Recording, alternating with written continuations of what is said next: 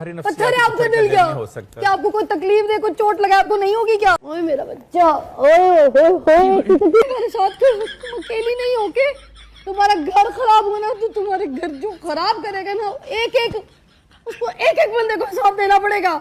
मेरी जिंदगी कोई इतनी आम नहीं है कि कोई भी आए अपना नाम दे और फिर जो है वो भाग जाए। मैं भागने नहीं दूंगी। नहीं, क्यों?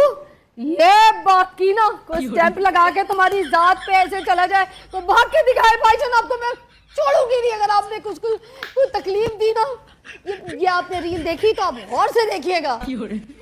मैं पूरे पाकिस्तान के साथ खड़ी हूँ, नबिया के साथ खड़ी हूँ। डॉक्टर साहब आप भी खड़े हैं। जी बिल्कुल जी। आप हाथ रखे इसके सर पे, आप खड़े हो, इसके सर पे हाथ रखे। छोटी बहन है जी, बिल्कुल इनके लिए खड़े हैं। हाय गाइस, मैं डॉक्टर पीनो कैंची सोशल मीडियालॉजिस्ट ਤੇ ਬਹੁਤ ਸਾਰੇ ਲੋਕਾਂ ਨੇ ਮੈਨੂੰ ਇਹ ਰੀਲ ਕੱਲੀ ਡਾਕਟਰ ਨਬੀਹਾ ਤੇ ਫਿਜ਼ਾ ਅਲੀ ਦੀ, ਤੇ ਉਹਨਾਂ ਨੇ ਮੈਨੂੰ ਆਖਿਆ ਜੀ ਕਿ ਤੁਸੀਂ ਇਹਦਾ ਕੋਈ ਆਪਰੇਸ਼ਨ ਕਰੋ।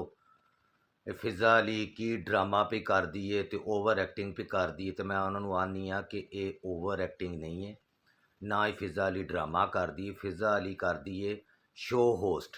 ਇਹ ਡਰਾਮੇ ਦਾ ਸੀਨ ਹੈ ਹੀ ਨਹੀਂ ਸੀ। ਇਹ ਤਾਂ ਪ੍ਰੋਡਿਊਸਰ ਦੀ, ਡਾਇਰੈਕਟਰ ਦੀ ਗਲਤੀ ਹੈ, ਜਿਨ੍ਹਾਂ ਨੇ ਇਹ ਸਕ੍ਰਿਪਟ ਲਿਖ ਕੇ ਇਹਨਾਂ ਨੂੰ ਦਿੱਤਾ ਤੇ ਇਹਨਾਂ ਕੋਲ ਪਰਫਾਰਮ ਕਰਾਉਣ ਦੀ ਕੋਸ਼ਿਸ਼ ਕੀਤੀ ਕਿ ਉਹ ਨਹੀਂ ਕਰ ਸਕੀ, ਕਿਉਂਕਿ ਕੋਈ ਡਰਾਮਾ ਐਕਟਰ ਥੋੜ੍ਹੀ ਹੈ, ਉਹ ਤਾਂ ਸ਼ੋਅ ਹੋਸਟ ਕਰਦੀ ਹੈ। ਇਹ ਤਾਂ ਪਿਓਰਲੀ ਲਾਈਨਾਂ ਹੈਗੀਆਂ ਸੀ ਬੋਲਣ ਵਾਲੀਆਂ ਜਾਂ ਐਕਟਿੰਗ ਕਰਨ ਵਾਲੀਆਂ ਡਰਾਮਾ ਆਰਟਿਸਟ ਦੀਆਂ। ਇਹਨੂੰ ਅਗਰ ਫਜ਼ੀਲਾ ਕਾਜ਼ੀ ਕੋਲੋਂ, ਮਿਸਬਾਹਤ ਬੁਖਾਰੀ ਕੋਲੋਂ, ਮਿਸ਼ੀ ਖਾਨ ਕੋਲੋਂ, ਸ਼ਗੁਫਤਾ ਇਜਾਜ਼ ਕੋਲੋਂ, बुशरा अंसारी को, असमा अब्बास को परफॉर्म कराया जाता तो वो इन्हों ज़्यादा बेहतर परफॉर्म कर सकदियां सी।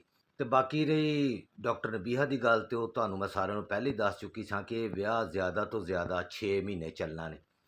तो हुण बहुत सारे लोग कहते पे ने जी कि वो कहती पई है चंडा मैनू मारदा, मैं इसलिए छड्ड के आ गई हाँ।